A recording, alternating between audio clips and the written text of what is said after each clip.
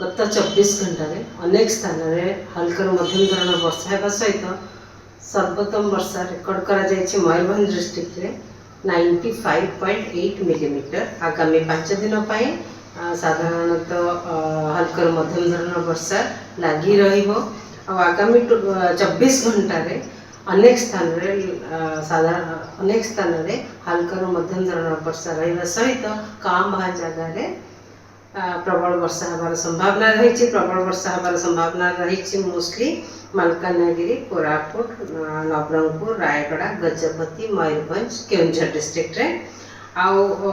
काली पाइका 7 तारीख रे अधिकांश स्थान रे हल्का मध्यम धरण वर्षा होगा सहित कां भा स्थान रे प्रबल रु अति प्रबल वर्षा हबार संभावना रही। प्रबल रु अति प्रबल वर्षा हबार संभावना रही कोरापुट डिस्ट्रिक्ट और मालकाना डिस्ट्रिक्ट रे।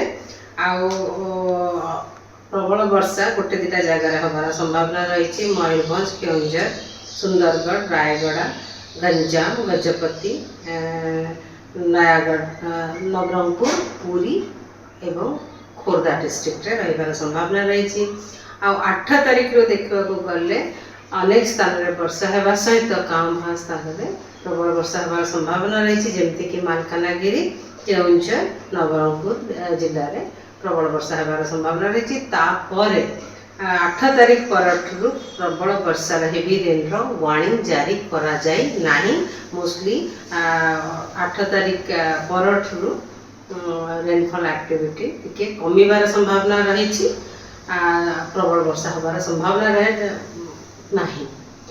किंतु जदि देखिबा पुरी रो फोरकास्ट पुरी डिस्ट्रिक्ट रे कां भा जगह को प्रबल वर्षा हबार बहुत कम चांस अच्छी किंतु रूल आउट नहीं।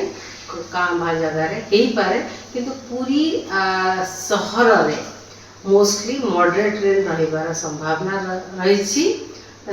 सेटा मोस्टली 9टा रु 5टा 9टा सकाळ 9टा रु संध्या 5टा पर्यंत वर्षा रहिबार संभावना रही।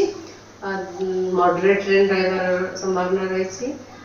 प्रबल वर्षा रो बहुत चांस बहुत कम अच्छी।